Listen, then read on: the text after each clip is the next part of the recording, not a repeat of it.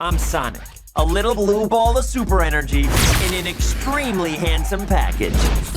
All the way back on May 9th, 2019, I had released a video based on the Sonic the Hedgehog movie trailer. Now, 6 months later, the company finally released the new trailer showcasing the new and improved Sonic design that all of us fans fought tooth and nail for. After watching this new trailer, I have come to two main conclusions. One, the Sonic redesign looks way better than it did in the last trailer, and you can tell just by looking at the new design that the animation studio really listened to what fans thought and really tried to make a Sonic design that feels similar to the one that we have grown and learned to love and care about. Point number two is even though they listened to fans about the new look for Sonic, I still feel like this movie is probably not gonna be very good.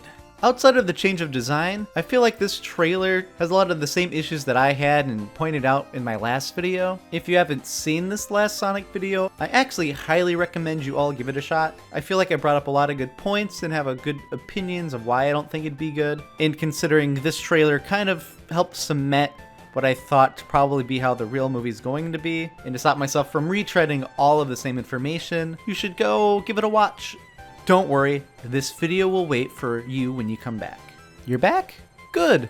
Let's continue. This trailer actually reveals that Sonic isn't from here. He actually does belong to Mobius, and a wormhole opened up and he actually flew through it and ends up into our reality. And he's bored, he has no friends, he kind of spends his day reading Flash comics, playing baseball with himself, causing electro distortion effects, all that kind of fun things that lonely people just do to pass the time. As a self-identified lonely person, electro distortion effects are what I do every Saturday night. Also just like me, the Sonic portrayed in this movie is kind of a loser. For some reason, instead of being the wisecracking, like sassy but mature character that have kind of been symbolizes and made Sonic the anti-Nintendo, he's kind of just very childish acting. When he's like playing baseball to himself, he does the weird arm fart things. Definitely crude humor seems to be one of the things they're gonna do.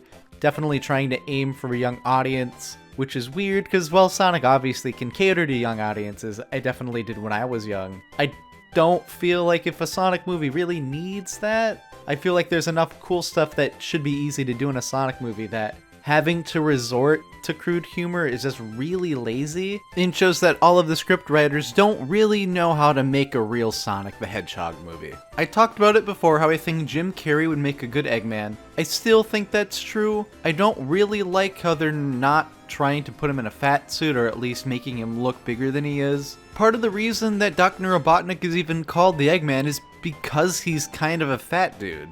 Him being large is kind of the whole point of the character in a way. Kind of the antithesis of, you have Sonic, who's this really thin and fast hedge boy, and compared to him you've got this giant round Dr. Science Man right over there. Dr. Robotnik being portrayed as thin kind of eliminates all of that, and I don't think it's a really good character choice for him. It also seems like Dr. Robotnik, a lot of the jokes around him are going to be very millennial versus boomer type of humor. Like in one of the scenes you have this one henchman that's just a human dude. It really should be a badnik.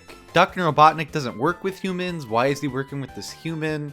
It doesn't make sense. It's wrong. I don't like it. But the henchman brings him a soy latte, and they both kind of start yelling at each other about soy latte, and it just ends up as like, they're yelling because Robotnik likes the latte. And I think the joke here is just, oh, lattes, that's what the millennials, that's what the kids of these days like. And I feel like it dates this movie a lot, and it's very, how do you do, fellow kids?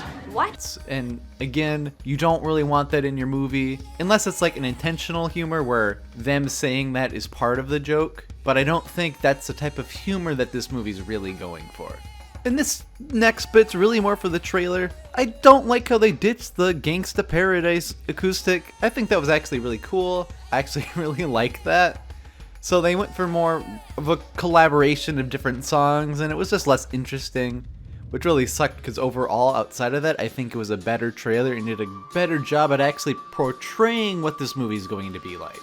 Outside of the humor, the movie does look like it's gonna be visually pleasing. My only really issues with the last trailer was the Sonic design, and now that they fixed it, it looks visually good. And Sonic himself is actually really cute.